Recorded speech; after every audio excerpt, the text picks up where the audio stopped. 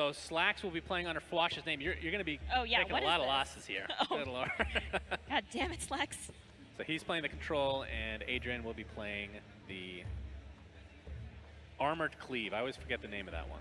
Armored Cleave. Probably the most powerful deck for the newer players, I think. Yep, this is a same sort of matchup, huh? Yep.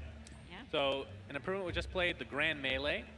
If there's an allied red hero, which there is, then every hero, including the enemy, will get cleave. Every hero. That's a risky thing to play. You really got to think about that improvement when you play it. Like, will my heroes die if I play it? Oh. Oh. Oh. New orders with Bristleback. That's a 1-mana red card. You choose any ally and redirect their attack, which is very important for Bristleback because not only does he get the kill on Lycan, but he gains that permanent 2 armor for the rest of the game. That is like best case scenario for any Bristleback game. 1 mana for 2 armor and a kill on a hero. Yeah. That's a lot. And again, heroes are worth 5 gold for every kill, and now you'll see that Slacks already has 7 gold at his disposal, and he can choose to buy a consumable or an item very early on. Yep, that's true. We'll see if it ends up working out for him or not. We got Farvon the Dreamer coming out for the Challenger, and Zeus for Slacks. Looks like the Zeus will be going to the mid lane. Yeah. And Farvon the Dreamer. Looks like Slacks is getting some cleave in there by picking up a Blade of the Vigil. I feel like I need to back up Slacks here just a bit. Not only does he have to work with a random deck, not only do his towers have 30 health, but his opponent is being coached by Bruno right now.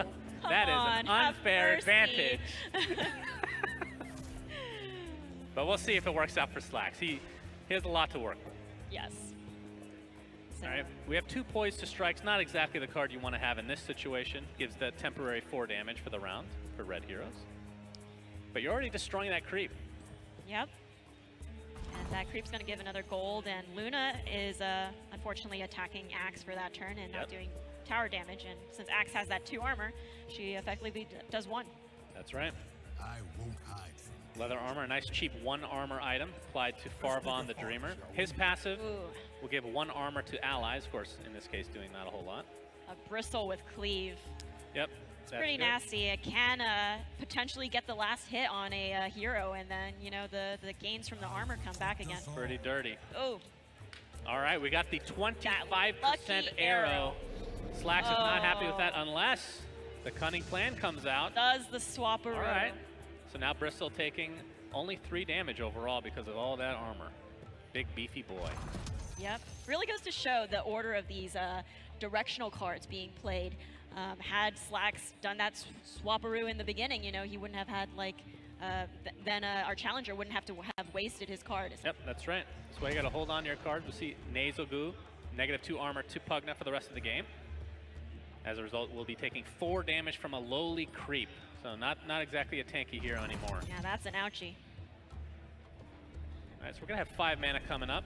And of course, with the control, we're looking at 6 or more mana is when you start to really come online. So you just want to prevent as much damage from Slacks' side as possible until the mana's online. Yep, and we have both Legion and Lycan coming out for our Challenger, and Earthshaker going to the 3rd lane for Slacks here. So. LC mid, Lycan in the 1st lane. I keep saying mid. It's not 2nd lane. 2nd lane? 2nd lane. I like calling it mid. It feels I know. a little, but then what are the left? What's the left and the right? You can't say top bottom. Nah, it's true. No? You gotta draw your line somewhere. Yeah. All right. Well, Luna is taking a ton of damage here. See if there's anything Slacks can do to prevent it. Don't believe so. As you can see, the mana cost of the cards too high to play at this point. Gonna drop the Mercenary Exiles to the left of Lycan to get that extra passive to attack. So now doing 4. Yep, no need to spend that gold. Just want to save on or hold on to it for now. Farvon the Dreamer getting destroyed by Bristleback if nothing else is done.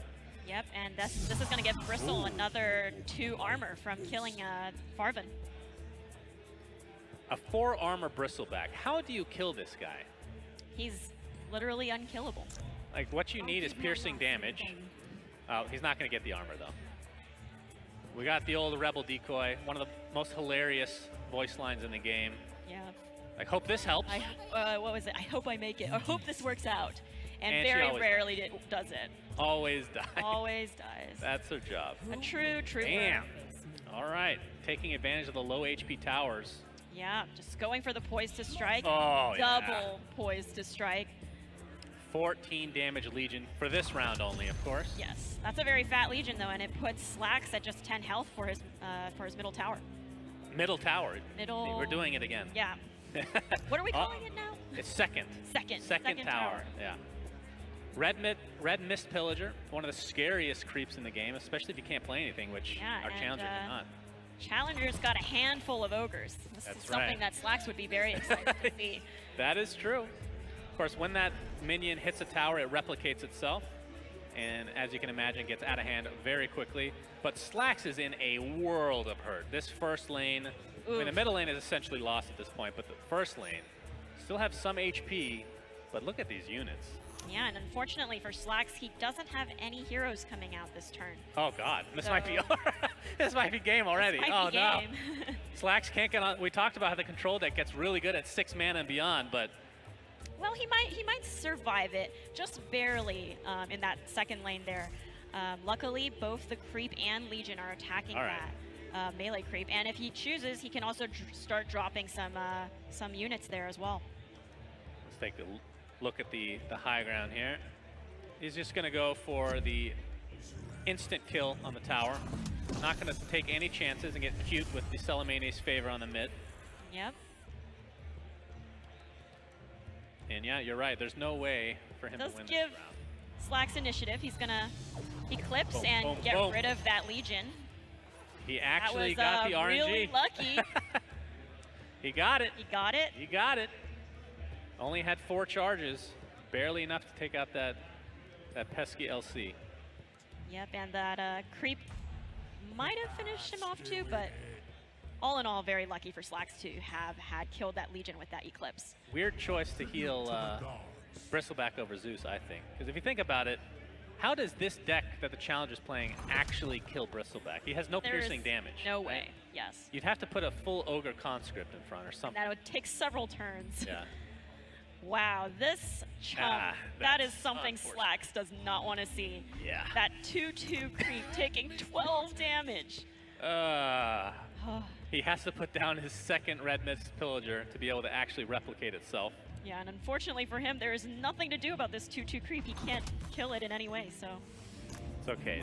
Some missed damage there. Going forward, though, that lane is going to be a problem for the Challenger.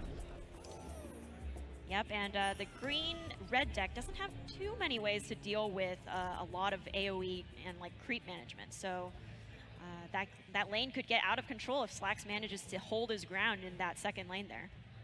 But as you can see, our Challenger also realizes that's the point of contention. Yep. It's dropping 2 heroes in that lane. And Luna is on a suicide mission in the first lane, apparently. Slacks does have initiative, so he'll be the first one to cast a spell, and he's eyeing that Thunder God's Wrath or an Echo Slam. Yep. We'll see if he sets it up for the Thunder Gods or not. The Echo Slam, let's see, how much damage will it do? It will do 7 damage. He's lost this tower already. I think he wants to strand these heroes here. You know, this lane is spooky, but it's not too. It'd be worse if he could deploy more heroes to that mid lane. He put a blue hero down in this lane to be able to put down Selmane's favor. Oh, I'm sorry, that's the Challenger actually doing it. Yeah. Oh, sorry, the Challenger had initiative.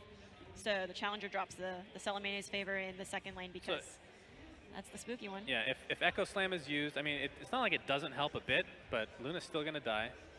Yep. Or actually, no, it's not quite going to die. So you're going to be able to kill everything but Axe and the Ogre Conscript. So that's 2 units that will still survive through it. Right, we have... Oh, he goes for the Thunder God's Wrath. Okay. This does some damage to everyone. Lycan goes down, and so he'll be deployable in 2 rounds. Unfortunately, Luna will die as a result of this, but her work is done. She got her Lucent Beam off. That's right, adding a charge to Eclipse. Slowly but surely.